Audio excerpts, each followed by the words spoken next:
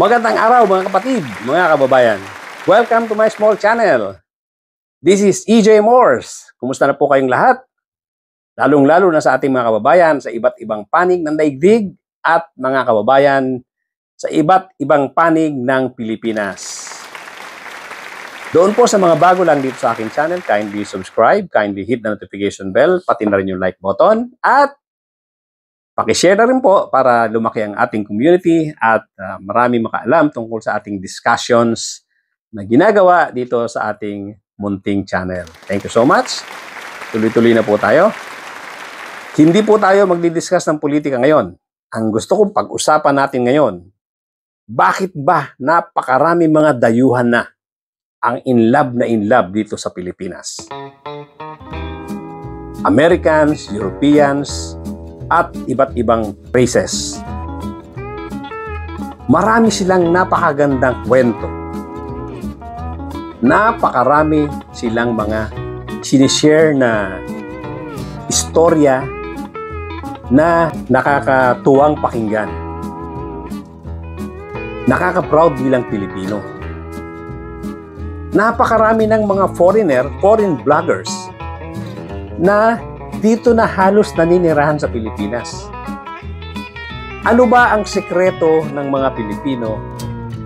At ano ba ang nakikita nila sa Pilipinas kung bakit sila nai-inlove dito sa ating bansa? Ang isa sa mga lumalabas sa kanilang bibig, of course, yung magandang tanawin, yung magandang development na hindi nila inaasahan. Kasi bakit ba ibinabrand pa tayong third world country? Mukhang hindi na nga tama. Sa ganda ng development natin, hindi lang dito sa Metro Manila.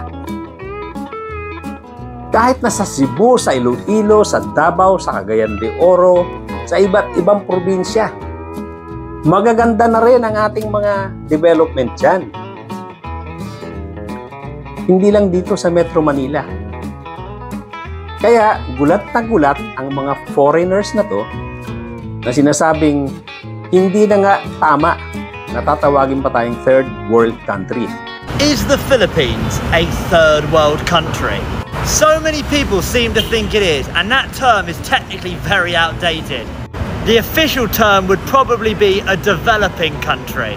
But does this look third world to you? No. Look at this place. Let's be honest, does that give off third world country vibes? No, it doesn't.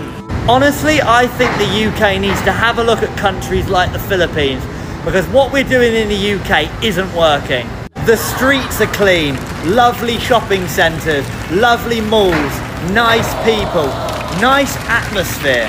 And let's be honest, you look at the UK, smelly, dirty, nasty, unhappy people, really expensive. There's not very many nice things about the UK, but this place is gorgeous. I love it. Who else likes the Philippines? Let me know. Mas akma siguro nga yung tawagin tayong developing country. At siguro kung hindi nga lang siguro sa mga politicians, talagang first world country na tayo. Nakakatawang makinig. Of course, ang mga nakikita ko rito sa YouTube, sa TikTok, ay mga vloggers na unang-una sila nag-i-enjoy dito. This is better than Canada.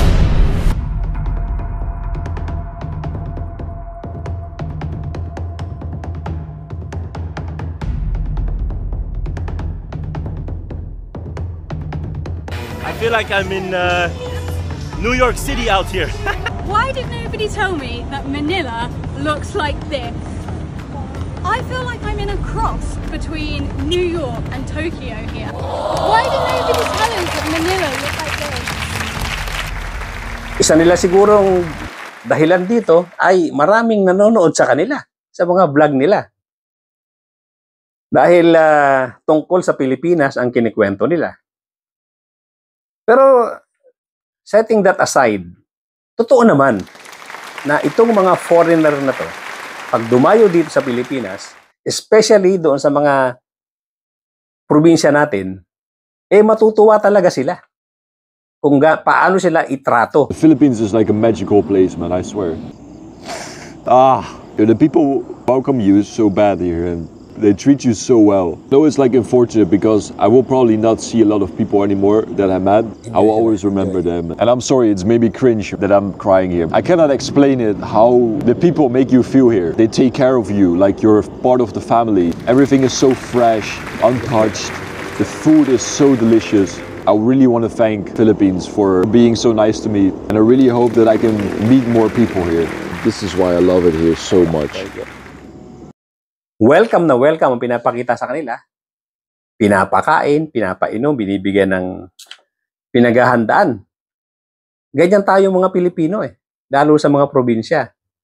At dito naman sa Metro Manila, nagugulat naman sila sa mga nakikita nilang structures. So this is our very first time here in BGC, and I have to say it's really beautiful.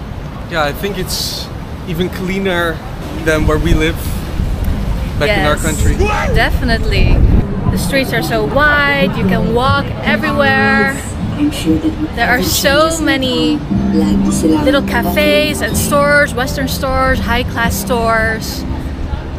It's just like another part of Manila. Nagugulat naman sila sa mga buildings na nakikita. And of course, marami rin namimit sila mga Pilipino rito na very hospitable. Na natutuwa sila, na kinakaibigan sila, kinakausap sila, at nai-enjoy nila ang stay nila rito. But then again, sabi ko nga, yung hospitality, lalong-lalong nakikita yan doon sa mga probinsya natin. Hindi ba? Kaya enjoy na enjoy itong mga foreigner na to na gumawa ng vlog at mag-stay dito sa Pilipinas. Marami dito na nag-ikot na sa iba't ibang panig ng Asia. At walang makakumpara. Yung experience nila yung experience nila dito na nakuha sa Pilipinas ay ibang-iba. Ang isa sa pinakamalaking advantage, of course, ng Pilipino, halos lahat pwede mo kausapin in English. Is there anything you'd want to say to the world watching about Sigma? Why should they come here? Because it's wonderful. Because it's happy. And yourself? It's beautiful. And beautiful. Do you ever speak together in English? Small. Just a little bit. Okay. Basi mas hapos ka mailong ko talo. Hindi ka mailong ko. Mahiligan na ta. Kaya. Huwag lang sa English, no? And we just wanted to ask what brings you guys to the Philippines? Beautiful weather. The beautiful weather. And also my partner. And how do you guys like the Philippines? Oh, too late to regret. I've been here 46 years. Wow! So do you know how to speak any Tagalog yet? Siyempre, matagal na ako dito so... Magaling sa Tagalog siya. Magaling siya mag-Tagalog. Galing. Man, the fact that Filipino people speak English is such a huge deal. Kahit papano, kahit isang sulok ng Pilipinas, kahit pabalo-baloktot, makakapag-English yan. Bukod dun sa mga talagang nakakapag-English ng diretso. Doon naman sa mga hindi masyado nakapag-aral, meron pa rin talagang experience. Dahil nga, nakagis na natin. Kaya tuwang-tuwa sila. Hindi katulad sa ibang bansa, no? Especially katulad ng bansang China, katulad ng bansang Thailand, nakarating na naman ako dyan, ang hirap maghanap ng tao kakausapin. Ang hirap. Kahit minsan, kahit konting-konting English, wala. Although, sa Japan, ganun din. Ang hirap humanap ng makakausap ng English, pero gumagamit naman sila translator. Pero siyempre, medyo mahirap pa rin. Dahil siyempre, mabagal ang palitan nyo ng usapan. So, yan po ang gusto kong i-discuss dito sa aking mga video na ipapakita sa inyo. Dahil marami na mga foreigner ang nainganyo na mamuhay dito sa Pilipinas sa kadahilan ng, again, yung sense of kapitbahayan dito. Yung parang akala mo kamag-anak mo lahat, kaibigan mo lahat, yung hospitality ng mga Pilipino, yung usapin ka, yung communication skills, at of course, isang factor din yung safety ng mga foreigners na akala nila ng araw masyadong delikado rito sa Pilipinas. Kasi nga, third world country ang pagkaka-describe sa Pilipinas na hindi naman ganun talaga katotoo na. Baka pwede natin tanggalin ang salitang third world country at gamitin na natin yung developing country bilang pagdi-describe sa ating bansa. I was meant to be here for 4 weeks. I've already been here for 2 months, and I've just extended for another 2 months. And it's because I've fallen in love with this country. And it's not just the beauty of the country, which is stunning in itself, but it is the people. The people here are the most genuine I've ever met in my life. They're happy, humble, loving, caring, resilient, and just genuinely the most hospitable people I've ever met. Ilan taon lang kayo? 10, 12, 13, 10. Tsaka 42. I'm so used to eating with a spoon with my hand. O sino nang shoutout? Halika kayo. May sticker ako para sa inyo.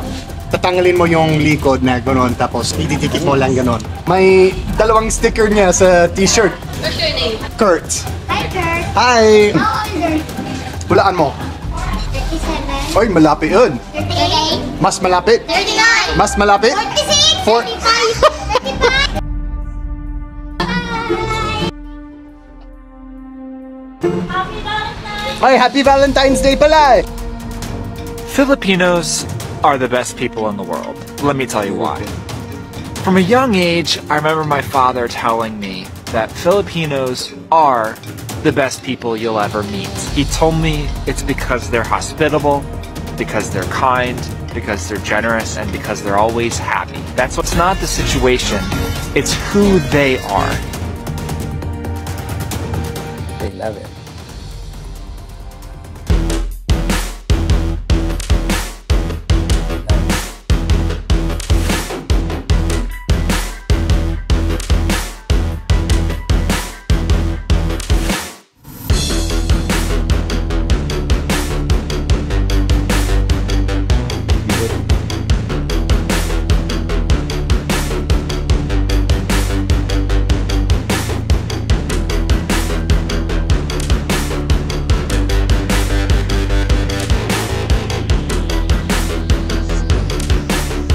We have been travelling for nearly 5 months now, all around Southeast Asia, and right now I think this is the most beautifulest, clearest water and white sand beach I have ever seen.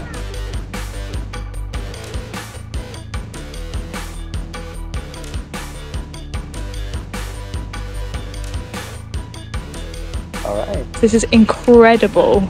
But honestly, this place, I can't get over it. It's literally insane. This is why Philippines is the best country in the world. My dad left his passport and this man tracked him down to give it back.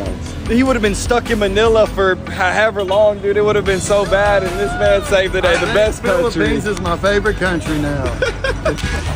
I'm currently on Torsi in El Nido, the Philippines, and this is our snorkeling spot. Everyone else is just over there snorkeling, and I decided to swim over to this nearby island, literally a private island. How crazy is this? Look at myself. Look at the colour of this water as well. It's so blue, and the sun's like so white and soft. Oh my gosh, this is actual paradise. I've just checked, and the beach is called Palilo Beach on Matinlock Island. So this is just starting to do towards me in El Nido. Philippines, I love you! My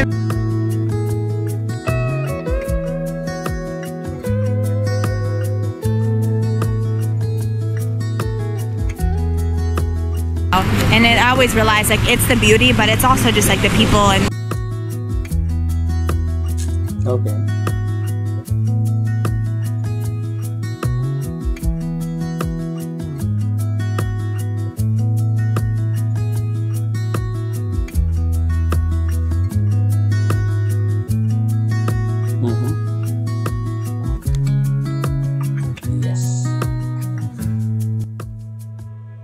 Nakakatuwang mapanood ang mga ganitong klaseng video.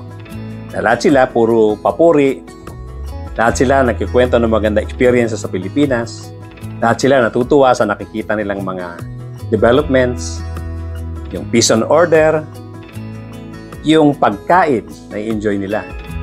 Naka-adapt na sila. Gustong-gusto na nila yung mga lutong Pilipino.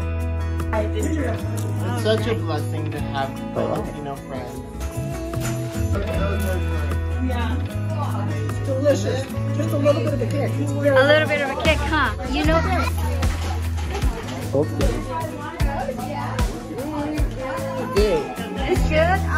Delicious. I love it. Not too hot either. Oh, good. Birthday girl.